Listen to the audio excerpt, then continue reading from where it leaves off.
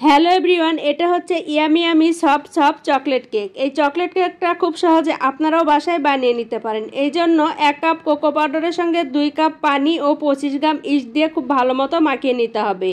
এই কোকো পাউডারের সঙ্গে 2 কাপ আটা দিয়ে খুব ভালো একটা ডো বানিয়ে রেস্টে রেখে দিতে হবে আধা ঘন্টা পরে এর সঙ্গে আবারও কিছুটা ড্রাই ফ্রুটস মিশিয়ে খুব ভালো মতো মাখিয়ে নিতে হবে। কেকের যে ডাইস আছে সেখানে তেল ব্রাশ করে উপর দিয়ে কিছুটা সাদা তিল ছড়িয়ে দিয়ে কেকের মিশ্রণ এই ড্রাইসে ঢেলে দিয়ে উপর দিয়ে ড্রাই ফ্রুটস খুব সুন্দরভাবে সাজিয়ে দিয়ে চুলায় 20 থেকে 30 মিনিট ব্রেক করলেই তৈরি হয়ে যাবে yummy yummy soft soft chocolate cake.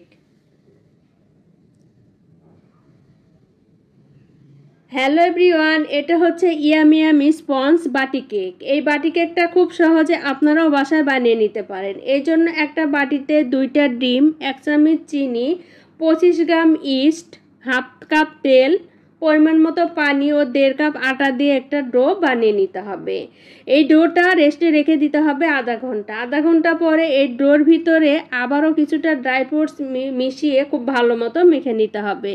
বাটিতে তেল ব্রাশ করে এই বাটির অর্ধেকটা পর্যন্ত এই ডোটা দিয়ে উপর দিয়ে কিছুটা ড্রাই ফ্রুটস সাজিয়ে দিতে হবে। চুলায় দিয়ে 10 থেকে 15 মিনিট ব্রেক করলেই তৈরি হয়ে যাবে ইয়ামি ইয়ামি স্পঞ্জ বাটি কেক রেসিপি।